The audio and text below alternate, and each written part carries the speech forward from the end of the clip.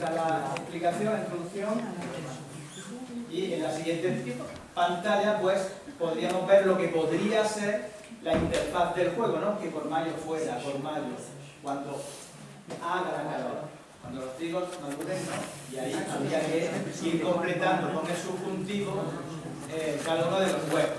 La idea es que en el juego pues la gitanilla esté en persona cantando y seas tú quien la tenga que ayudar a cantar y hacer el baile. Lo que pasa que a la hora de pues hacerlo sin tener idea de programación pues es un poco limitante a la hora de enseñar un poco lo que puede llegar a ser el juego.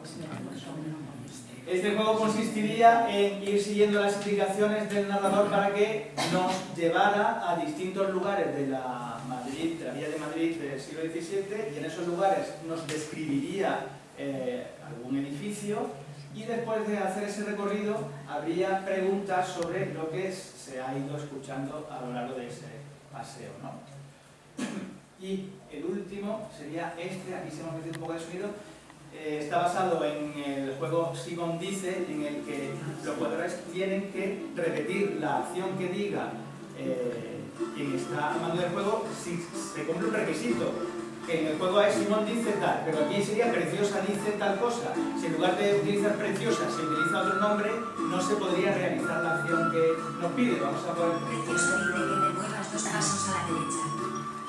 Pues aquí el jugador tendría que moverse porque lo ha dicho Preciosa. Graciosa dice que te muevas 5 pasos a la derecha. Como es graciosa, pues ya no habría que hacer nada. ¿Vale? Graciosa dice que te muevas adelante 2 pasos y después 2 pasos hacia atrás. Ahí ha dicho graciosa, y el último, por ejemplo, Preciosa dice que bailes. Preciosa dice que vale, ¿no? Con los cursores. Y estos serían pues, los posibles juegos para el nivel de Madrid. El segundo nivel sería el de Toledo. Perdona, ¿es para la clase? No, esto sería... forma individual. Sí, estaría... Bueno, es un congreso dedicado a las sinergias entre las lenguas y la literatura. Y la tecnología, perdón. En el Instituto Cervantes de Palermo también, en una jornada de formación para profesores de L, y en 2 ocasiones en las jornadas del videojuego y la literatura, aquí también en Vigo. ¿Y en qué punto estamos ahora? Porque, como muy bien ha dicho Andrea, lo que vamos a presentaros es la propuesta de videojuego que conformó lo que fue su trabajo de fin de máster y que ha llevado a todos estos sitios. Y yo en el mes de mayo, si no recuerdo mal, un curso al que asistí sobre el empleo de... ¿cómo se llama el juego este? El Minecraft, efectivamente, pues se me encendió la bombilla y hablé con los organizadores, que son una empresa tecnológica, y les planteamos... Aquí en Galicia me refiero, cuando usamos lo de gitana es eso, el tercer punto que decías, ¿qué gitana eres? Pues, ¿qué cosas haces? ¿No? Despectivo, ¿verdad? No, al revés. Afectivo, Afectivo. muy así. El término traductológico de paratraducción es mucho más que un concepto. Nosotros no llamamos traducción y paratraducción. Hemos querido coger esta tipografía de lo que los ingleses llaman ampersand, los franceses llaman esperluette, y en español se llama el et, ¿vale? Que se utiliza cuando se unen 2 cosas que son inseparables. Es lo típico que se utiliza, por ejemplo, cuando abogados, asociados y todo esto, y se pone la et, ¿no? Pues esto es lo que queremos. Queremos que la traducción, la paratraducción sea indisociable de la traducción. Que texto y paratexto vayan juntos, por lo tanto que traducción y paratraducción siempre estén juntas. Y sean inseparables. Porque no puede haber traducción sin su correspondiente traducción. El et no es un signo, es un símbolo. Y es una ligadura tipográfica. Y esto es lo que queremos. El día a día de la paratraducción será para otro día, ¿vale? Porque no nos da tiempo explicarles todo lo que tenía pensado sobre la comunicación transcultural y todo esto. Así que lo dejamos aquí, porque creo que me he pasado del tiempo, y muchísimas gracias por su atención. ¿Sí? Más de usos de la cultura escrita en nuestra lengua y una conclusión de todo ello. Empecemos por el objetivo de este estudio. Las literaturas decimonónicas españolas entienden Es que el grupo TIPE es el único grupo de investigación de la Universidad de Vigo que dirige, gestiona y coordina un título propio en la U Vigo, el título de especialista en traducción para la industria del videojuego.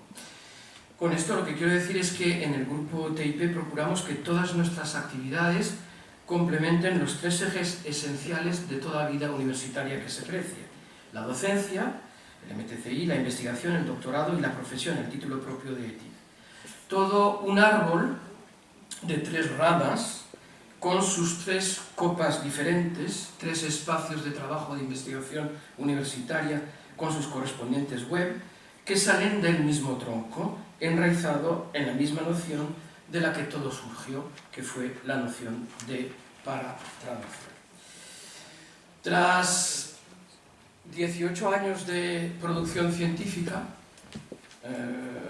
del grupo TIP, el término traductológico de paratraducción alcanzó el más alto nivel en los estudios de traducción con la publicación en la revista de excelencia A+, la revista Meta, Journal des Traducteurs, Translators Journal, de todo un número dedicado a la noción de paratraducción. El título de este volumen 67, número 3, es muy precisamente De la paratraducción en paratranslation. Fue editado en diciembre de 2022, pero no salió difundido hasta cuando fue San Fermín en España, es decir, el 7 de julio de 2023. Y el número lo tienen aquí y aquí está, ¿vale?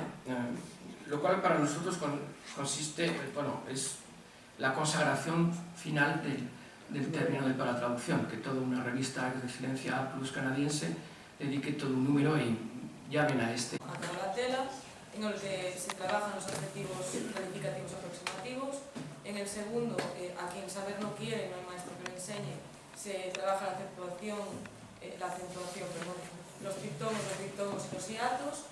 En el tercer minijuego, el buen lector hace el buen libro, adjetivos y antónimos. Y por último, un grano no hace granero, pero ayuda al compañero, en el que se practican expresiones que aparecen dentro del apartado. Va a entrar la traducción. Por la cubierta, alguien va a decidir comprar esa traducción o no. Por la solapa y lo que dice en la otra solapa e incluso en la página de derechos, viendo quién ha traducido o dejado de traducir, esa traducción se va a comprar o no. Por lo tanto, antes de que los paratextos fueran objeto de estudio en traducción, La cereza hermosa y la guinda asquerosa, en el que se trabajan los sufijos apreciativos, en el segundo se trabajan las descripciones, se busca y encuentra, pero de aquí no traemos ninguna propuesta. Del tercero tampoco, porque es parecido al anterior, receta de migas extremeñas, hay una receta típica de la tierra, y el último, cada vez va con su pareja para trabajar definiciones y conceptos. Traemos aquí un ejemplo del primero y del último. El primero es en concreto una simulación, el sufijo apreciativo consistiría en ordenar estas cajas de cerezas en las estanterías que les correspondan según el sufijo, según la terminación de la palabra, sea un sufijo lexicalizado, es decir, que ya no se consideraría sufijo, palabra sin sufijo, o que todavía lo es. Ahí tenemos capillas, pues tendría que ir a la derecha, palabra sin sufijo. No se corresponde con sufijo, pues no se queda en el sitio. Y hoy tenemos aquí al profesor José Juste Frías, que es profesor de esta universidad, que es licenciado y doctor en Filosofía y Letras por la Filología Románica, especialidad francés por la Universidad de Zaragoza. Es profesor titular en la Universidad del Departamento, como he dicho, de Traducción y Lingüística de la Facultad de Filología y Traducción de la Universidad de Vigo, donde imparte docencia de grado y dando clases de traducción directa e inversa en la combinación español-francés desde 1995 y de ortotipografía para traducir, esto es revisión y corrección de textos, desde 2004. Es especialista del símbolo y de la imagen de traducción. También tiene docencia en posgrado y sus investigaciones se centran en campos profesionales de la traducción cultural, directa o inversa, democómics, libros infantiles, libros de arte y textos turísticos, traducción publicitaria. Y dentro del campo de la traducción para la pantalla, la traducción de videojuegos, muy especialmente habiendo creado desde el curso 2018-2019, junto a los profesores Óscar Ferreiro Vázquez y Ramón Méndez González, el título propio de especialista en traducción para la industria del videojuego en la Universidad de Vigo.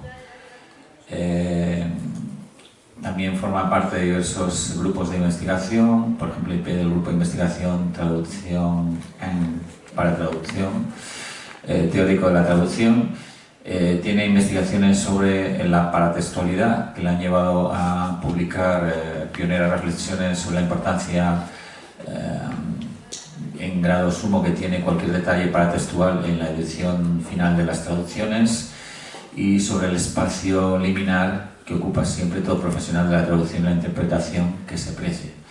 Habiendo iniciado la teoría de la traducción, la corriente traductológica de la Escuela de Vigo, con la creación de un nuevo término traductológico que es la noción de paratraducción, que luego después nos va a hablar.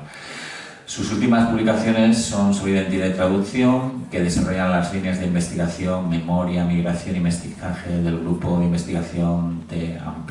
Bueno, no sé si lo estoy leyendo bien. TIP, o que como aparece el AN en inglés. Muy bien. Resultan ser reveladoras a la hora de gestionar la diversidad cultural en los tiempos de choque de las civilizaciones que corren. Cuando en los servicios públicos de traducción e interpretación existe realmente una voluntad de traducir e interpretar las múltiples pertenencias tanto de la entidad del uno, el proveedor de servicios, como la identidad del otro, el migrante anglófono. También la presencia física de un profesional de la traducción e interpretación en el medio social es imprescindible y no puede ser ni reemplazada por simples y paupérrimos pictogramas ni falseadas por una pantalla interpuesta. Y hoy nos va a dar una ponencia que es para traducción, la noción clave de la Escuela de Vigo. Muchas gracias. ¿Se me oye? ¿Sí? ¿No? Sí. Muchas gracias con los galos. Vale, porque están jugando supuestamente al escondite. Bueno, no puedo contar todo lo que pasa en Asterix en Hispania, cómo habían secuestrado al hijo de los iberos, ¿verdad? Y entonces el hijo de los iberos hace jugar a los centuriones y este es el único que le sigue el juego. Y entonces pide una tregua en el juego. Bueno, cuando dije esto en la Sorbona, todo el mundo se quedó a bolos. Porque que dirige, gestiona y coordina el único máster excelente da Xunta de Galicia en Ciencias Humanas y Sociales del Sistema Universitario Gallego. El máster en Traducción para la Comunicación. Podría ser un sinónimo de tranquilo. Enfadado tampoco se corresponde. En todo caso, pues será inquieto. Lo mismo que queremos que sea. En este caso, pues Miguel de Cervantes ha estado pendiente de todo tu viaje. Quiere escribir una pequeña novela sobre los gitanos con los que has convivido todos los días. ¿Quieres echarle una mano con la redacción? Don Miguel necesita tu ayuda con la caracterización de los personajes. Debes buscar el antónimo correcto entre los que ha elegido para cada frase.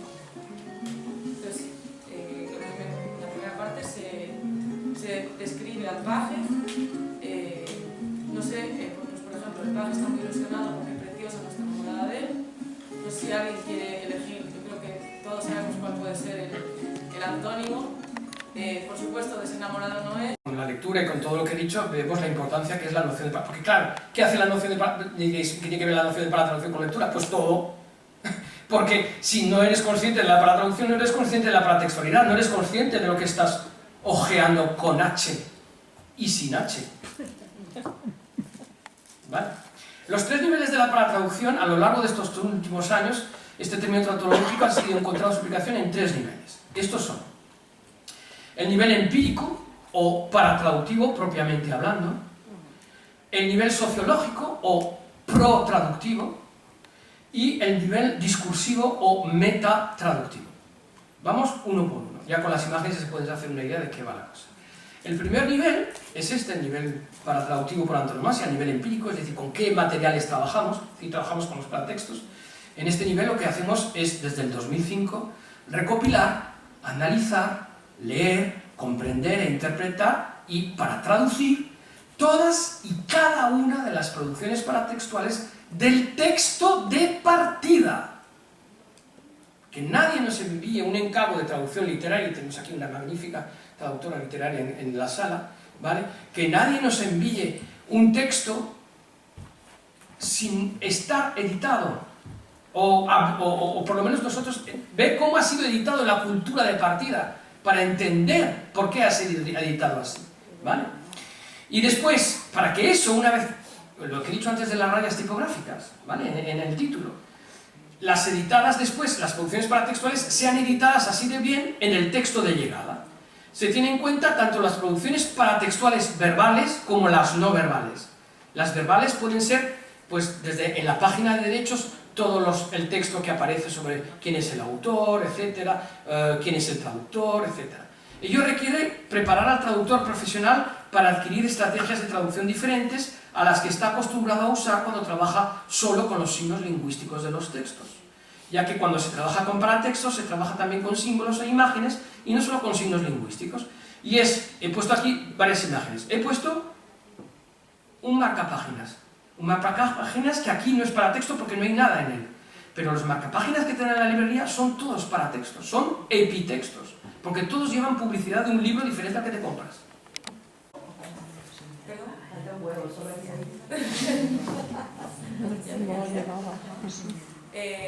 La segunda parte del juego lo que hay que hacer es seguir las instrucciones y elegir entre las dos opciones que se da, pues en este caso la de arriba es pelar y la de abajo podemos decir trocear, cortar, con lo cual tendría que elegir la superior porque las patatas primero hay que pelarlas para después cortarlas, ¿no?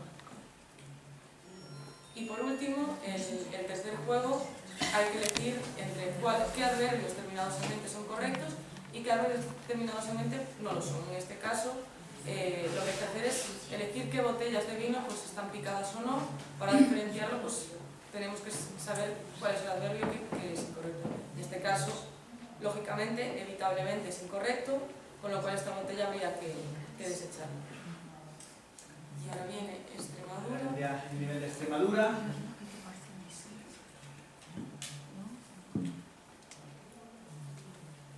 Y aquí estamos en el nivel de Extremadura. Doña Emilia Pardo Bazán, hija coruñesa de esta tierra gallega, diría las siguientes palabras en diciembre de 1899 en el discurso inaugural del Ateneo de Valencia, aquella ciudad de la que yo vengo. Si me preguntasen cómo podrá España seguir... Videojuegos serios, que son aquellos que no tienen como objetivo prioritario que se diviertan los jugadores, sino que aprendan algún contenido, ¿no? Según ellos. Y ya, si pasaríamos a lo que ha sido el proceso, ¿verdad?, de diseño del videojuego. En primer lugar, lo que hicimos fue elegir el nivel de competencia lingüística, que en nuestro caso sería para usuarios de P2, no que tengan que adquirirlo, sino que ya lo tienen. En segundo lugar, qué contenidos de ese nivel del plan curricular del Instituto Cervantes se iban a abordar. En tercer lugar, pues, cuál iba a ser la estructura general y la mecánica del juego. Y por último, dentro de cada uno de esos 4 niveles, cuáles iban a ser los minijuegos correspondientes. Y ya, si nos vamos a sumergir en la propuesta, ¿no? Y aquí ya entraría esa presentación de prototipos de los distintos juegos. Vamos a empezar por el primer nivel, que sería el de Madrid, pero antes de entrar, sí convendría decir que la idea que tenemos en mente es que cuando se alcance un nivel de puntuación, debido a que las respuestas son correctas, el jugador pueda pasar al siguiente nivel, aunque no haya completado todos los juegos del nivel precedente, ¿de acuerdo? Así que en ese sentido habría libertad, ¿no?, para o bien terminar todos los juegos de un nivel, o si se obtiene la puntuación que te habilita para pasar al siguiente, pasar al siguiente. Dentro del y ahora os vamos a presentar los juegos del primer nivel, ¿no? En el primero, que se llama el presente vívelo y el futuro piénsalo, se practicaría el futuro simple y las perífrasis ingresivas. En el segundo, de músico, poeta y loco, todos tenemos un poco el subjuntivo. En el tercero, todos los caminos llevan a Roma, indicaciones y orientaciones del lugar. Y en el último, Precioso dice que lo que es la comprensión oral para seguir una serie de órdenes. Y de estos 4 sí tenemos un prototipo del primero, ¿no? Bienvenido al Madrid del siglo XVII. Estás en la ciudad más importante de la península ibérica, donde se reúnen las personas más relevantes del momento. Está llena de familias nobles y gente con mucho poder adquisitivo. Este hecho atrajo a la actual capital de España a personajes muy influyentes como Velázquez o la corte del reino, que venían a Madrid en busca de un futuro mejor. Las siguientes aventuras que vivirás serán emocionantes. Te acercarás a la cultura gitana y podrás conocer de primera mano cuáles eran sus costumbres y cómo era su día a día. ¿Te atreves? Esto que acabamos de ver sería una introducción que queremos que haya en todos los niveles, ¿de acuerdo? Y luego ya se van seleccionando los puntos. empezaríamos con ese primer juego en el que Preciosa tiene que ayudar a una mujer a leer la Buenaventura, ¿no? Esa sería una recreación ahí que hemos hecho de Preciosa. Hemos utilizado esta aplicación para que podáis tener una idea de lo que existen actualmente, pero que obviamente tienen sus limitaciones y que no, lo que os traemos aquí realmente no sería la imagen definitiva ni la versión definitiva del videojuego, ¿no?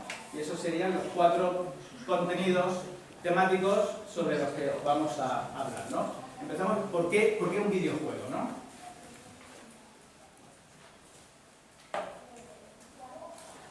Empezamos con, más o menos, para que os hagáis una idea, por qué se escogió un videojuego y por qué el enfoque lúdico es importante a la hora de... Se trata de estudiar el comportamiento paratraductivo de la multitud de agentes paratraductores que junto al traductor intervienen en el proceso traductivo, y el principal objetivo es afirmar, gracias a la noción de paratraducción, una mayor visibilidad del traductor. Ya vale de que el traductor sea invisible. Benuti ya decía Call to Action a propósito de esto, un libro muy bueno, que es la invisibilidad del traductor, la invisibilidad de la traducción. Somos los segundos autores y como segundos autores debemos aparecer. Editar nuestro nombre y apellidos no solo en la página de derechos, sino también en la portada y, ¿por qué no?, hasta en la cubierta de la edición en papel o en los créditos que aparecen en pantalla, también como símbolos e imágenes y no solo con signos lingüísticos, ¿vale? Bien, aquí tienen detalles, ¿no?, de cómo en alguna cubierta el símbolo y la imagen en traducción sea tenida mucho más en cuenta de lo que es ahora, ¿vale? Bien. Por lo tanto, la noción de paratraducción, yo creo que ahí queda claro con este ejemplo de peritexto icónico. Esto aplíquenlo a cualquier otro tipo de peritexto. No solo icónico, sino, bueno, digo peritexto, pero también puede ser epitexto, es decir, cuando sale del soporte, del físico. Por ejemplo, cuando una canción se utiliza para una publicidad. Eso es una investigación único en el sistema universitario español por 3 razones, ¿vale? Las 3 razones son las siguientes. La primera es que el grupo de investigación, traducción y paratraducción sigue siendo el único grupo de investigación de la Universidad Pública Española que da nombre a todo un programa doctoral internacional que se llama exactamente igual que el grupo, traducción y paratraducción. Volveré sobre el ampersand que ha costado leer por parte de Pablo y muy bien leído en inglés. Estamos en un congreso de lengua. Voy a compartir con ustedes el resultado de una investigación que se realizó con algunos estudiantes de aquí en la ciudad de Arequipa, Perú. Muy bien. Antes de iniciar, quisiera dar algunos alcances preliminares sobre la investigación que se había realizado, partiendo de situar el problema del cual surge justamente el objetivo de esta investigación. Unos puntos interesantes sobre la realidad de la población venezolana en Perú es que hace 10 años aproximadamente se inicia una compleja y amplia serie de olas migratorias procedentes de Venezuela hacia distintas partes del mundo, especialmente hacia Latinoamérica, producto de una crisis política, social y económica. Uno de esos países receptores de la población migrante venezolana fue Perú, y de hecho, como no sé si se puede visualizar muy bien en la descripción, ustedes pueden ver hoy en día en el Perú, bueno, hasta el año 2022, el año pasado, ¿no? Porque por una parte hace referencia a una comunidad de personas estigmatizada, ¿no?, por parte de la sociedad, tenemos grandes prejuicios hacia ellos, pero el diminutivo India al mismo tiempo...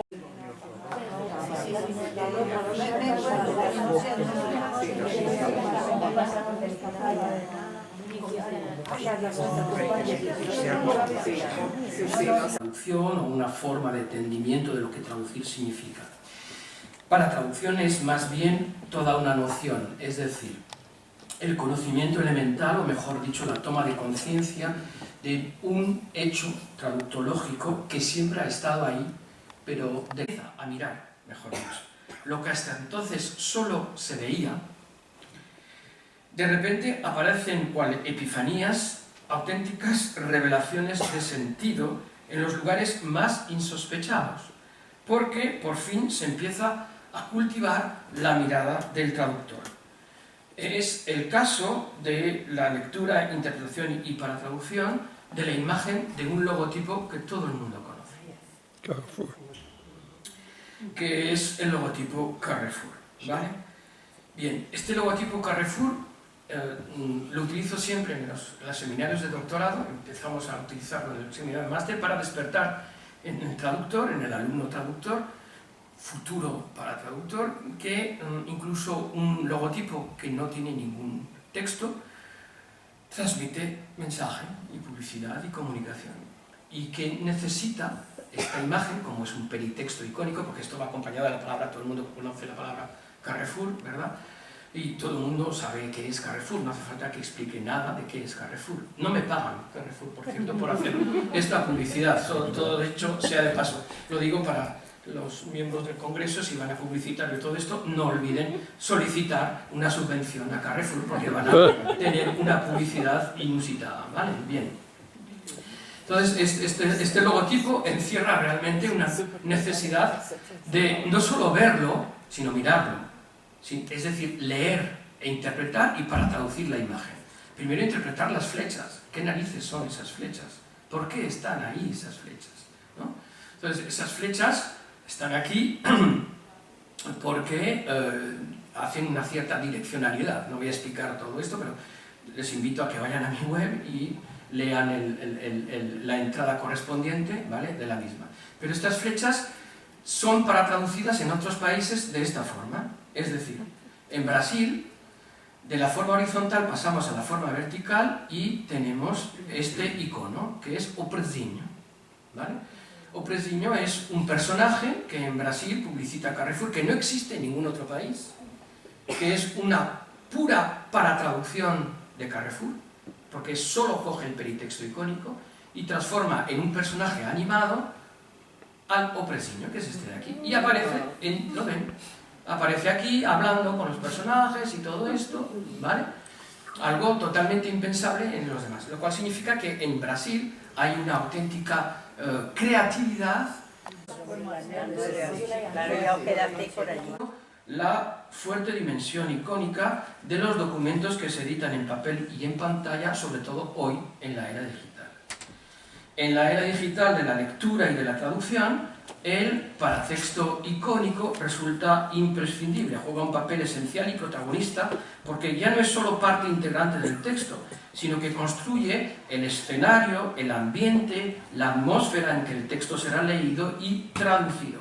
Por lo tanto, la imagen nunca puede quedarse al margen de la traducción, ya que al contrario de lo que suele pensarse, la imagen no es un universal de la traducción. El mínimo detalle de una imagen puede llevar a diferentes lecturas e interpretaciones según haya sido la construcción paratextual finalmente editada en lengua y cultura de llegada.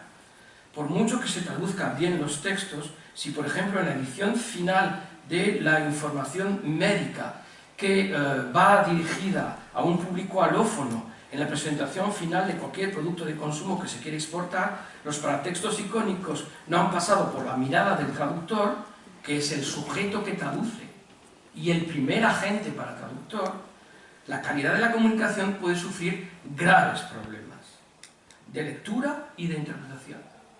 Máxime cuando se trata de traducir e interpretar en medio social para mujeres embarazadas inmigrantes, por ejemplo. Entonces, si ustedes van a mi web, encontrarán una de las píldoras TIP en las que dedicamos unos 15 minutos a analizar unos pictogramas que la Xunta de Galicia había editado para supuestamente los migrantes alófonos, las migrantes alófonas embarazadas en distintos idiomas, que no solo dejan mucho que desear en la traducción, sino que son totalmente inoperativos, porque los peritextos icónicos utilizados no solo hieren, vulneran y contradicen el sentido de la lectura del pictograma en los distintos idiomas, sino que resulta totalmente incomprensible. Aparte de que intentar renunciar de la figura visible y físicamente presente, como es el traductor e intérprete, por unos meros pictogramas para que el doctor señale con el dedo esto, este icono, y le diga o metatraductivo. En este nivel es reflexionar sobre los discursos que sobre la traducción guían su funcionamiento, la conceptualizan y sobre todo aseguran su papel en la sociedad. ¿Cómo se concibe la traducción? ¿Qué significa traducir? ¿Qué nombre exacto recibe el acto de traducir en cada lengua? ¿Y por qué? La noción de paratraducción viene precisamente a esto, a abrir nuevas perspectivas teóricas, didácticas y profesionales en traductología, invitando a reflexionar sobre todo lo que sucede en los márgenes, al margen del proceso traductor, en los umbrales de la traducción, lo que yo llamo au seuil du traduire.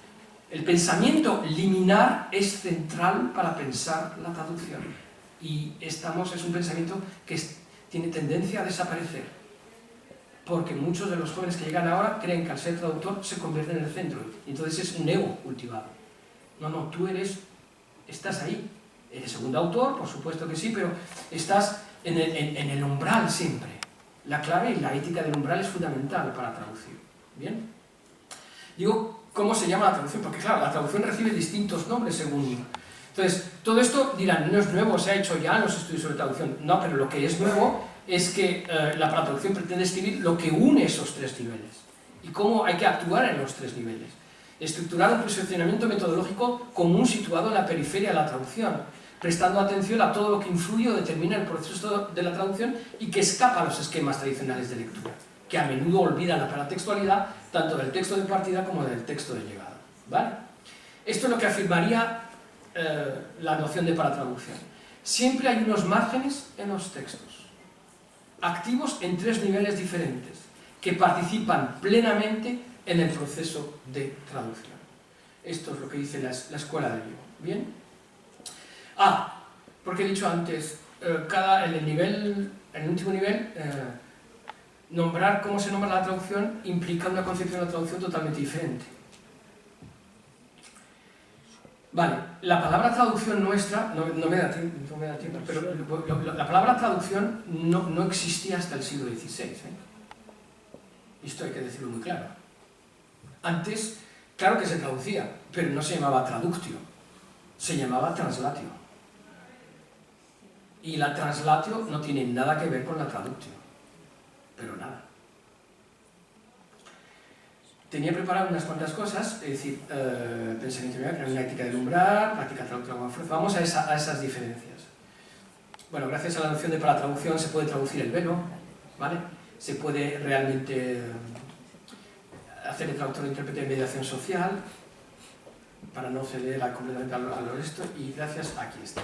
Vamos ahí a las nociones, vamos. La experiencia del umbral es un pensamiento liminar, translatio. Entonces, la translatio es un proceso pasivo, casi mecánico, que existía durante la Edad Media. En la Edad Media no había ninguna noción de autor. Los copistas se limitaban a eso, a copiar, a reproducir. Y se llevaba siempre de forma colectiva y desde la más absoluta invisibilidad. Para una marquita que pueda haber algún códice de algún que otro copista, ¿vale? Se pueden contar con los dedos de una mano, ¿vale? De un banco incluso. Del traductor lo condena al mayor de los anonimatos. Bien. No olviden que de translatio viene en inglés. Porque si la venden, la pueden encontrar sus familiares y saber que él no se fue a Flandes. Entonces, Andrés no la quiere vender, el poblado la quiere vender y se monta una especie de discusión, una pequeña discusión, porque uno la quiere vender y otro no. Entonces, lo ideal sería que hubiera un diálogo oral, pero bueno, a la hora de hacer el prototipo, como venimos diciendo, no se pudo hacer al completo, pero bueno, toda la música, por cierto, que estáis escuchando es guitarra barroca, para ambientarlo también en lo que era la época en la que tuvo lugar, y bueno, música sin copyright, por supuesto, entonces pues la música también estaría seleccionada para cada uno de los Entonces, si alguno quiere... ¿Por qué? Porque hasta ahora todos los encargos de traducción eran solo y exclusivamente de aquí tienes el texto, traduce. No, pero vale, dámelos para textos. Es docente adscrito al Departamento Académico de Ciencias y Tecnologías Sociales y Humanidades de la Universidad Católica de Santa María, Perú, y es investigador Continent nivel 4. Y hoy nos va a hablar de estigma, metáforas y narrativas sobre los inmigrantes venezolanos en Perú, un análisis sociolingüístico lingüístico y cultural de la integración y adaptación. Muy bien. Traducir implica inevitablemente vivir la ambigüedad del margen y darse cuenta de esto, de que gracias a la traducción me doy cuenta de que necesito los paratextos, necesito los márgenes, si no, no voy a poder traducir. Por lo tanto, ningún elefante sin su cornaca. Esto es una frase que ha traído mucha cola, pero que no la digo yo, la dice Genet, que fue el que creó la noción de paratexto. Genet, desde TIP, insistimos en que la correcta edición es de vital importancia, lo esencial son los paratextos, etcétera, etcétera. Cuando se dice que el texto no puede existir por sí solo, se quiere decir que no puede haber texto traducido sin sus correspondientes paratextos, e insistimos en Genet. Genet dijo esta frase: Et si le texte sans paratexte est parfois comme un éléphant sans cornac, à puissance infirme, le paratexte sans son texte est un cornac sans éléphant. Parade inepte. D'accord? Parade inepte. Para todos aquellos que, porque es una traducción que ya he editado y por lo tanto la tengo que decir tal cual, porque si traduzco, hago traducción a vista, voy a dar otra traducción de la que di, ¿vale? Y entonces quiero ser fiel a la... Inexorablemente que vivimos entre dos mundos. El mundo físico y el mundo virtual. El mundo físico es el papel, el libro, la conversación, el no whatsappear, el hablar en un café, el estar tranquilamente, el estar perdiendo el tiempo. Esa cosa que es hoy un lujo. Algo que los monjes llevaban haciendo desde el siglo XII en todos los monasterios, cuando se empezó a copiar los antiguos códices. Y ya no digo después de la invención de la imprenta. El perder el tiempo, entre comillas, perder, perdón por hacer las comillas en inglés, las voy a hacer en español, ¿vale? Porque estamos muy cómodos en español, ¿vale? Entonces la santilanda, ¿vale? Las comillas latinas como Dios manda. ¿Qué es eso de comillas todo el rato? Eso es en función de los pretextos de las películas de las series americanas, que están todo el rato así. Bien, perdón. Entonces, perder el tiempo. Perder el tiempo significa el goce y el placer de la lectura. Cuando la lectura de mi doctorando, por aquel entonces doctorando, Juan Manuel Garrido Vilariño, y tras la lectura y defensa de la misma ante un tribunal internacional, pues utilizamos esa palabra, ese neolactado conmigo e invitarme a impartir esta conferencia plenaria en la que ya es, supongo, su casa durante estos 3 días que han estado aquí, ¿vale? Que es la Universidad de Vigo. Y para mí es todo un honor y un placer estar aquí y sobre todo hablar de una noción que constituye para mí, pues... La traductio surge en el siglo XVI, después de la invención de la imprenta, cuando existe el Renacimiento y los Studia Humanitatis, y que gracias a ello se vuelven a leer los textos clásicos griegos y romanos para volverlos a traducir. De hecho, toda escritura en el siglo XVI es escritura traductiva. No hay ni un solo escritor del siglo XVI que no se nombre traductor, hasta Cervantes. Hasta Cervantes dice, esto es una traducción del árabe y tal, ¿vale? ¿De acuerdo? Todo en el siglo XVI es traducción, todo. ¿Por qué? Porque ven la importancia, ya no es traslato, es traductio, hay un proceso activo y creativo, que implica siempre una responsabilidad individual en la tarea de traducir. Porque quien lleva a cabo el proceso singular de traducir un texto siempre tiene nombre y apellidos, y le interesa que sus nombres y apellidos aparezcan ahí. La traslatio es una palabra conocida desde la antigüedad y representa, pues, el efecto del proceso de traducción. En cambio, la traductio es una palabra que no aparece en las lenguas románicas hasta el siglo XVI y representa la acción de una persona determinada. La traslatio, su objetivo primordial es reside en alcanzar una identidad común. Somos todos monjes, cluny, cistercienses, y vamos a que la cultura para el Camino de Santiago, porque nos ha llevado un montón de peregrinos, estemos aquí copiando cosas, ¿no? Que borren las diferentes identidades, es la noción de Europa. ¿Vale? No hay identidad. Es la cultura común en la Edad Media. En cambio, a partir del siglo XVI todo cambia. La traductio pretende colmar la necesidad de dar y recibir, de intercambiar, de trocar, ya sea mercancías, bienes o mensajes, más allá de cualquier límite o frontera. Ya no es cultura común, es culturas en común, que es algo que está más o menos desapareciendo, porque no olviden que en inglés es translation, que proviene de traslatio, y es esta concepción medieval de la traducción es la que está imperando hoy. Las memorias de traducción es el más absoluto anonimato del traductor.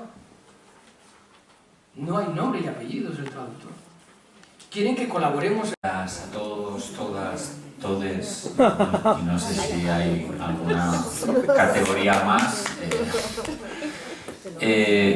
Vamos a presentar al último ponente plenario del Congreso. Como había dicho el día anterior, cada día vamos intentando que sea de una temática diferente, un poco representando la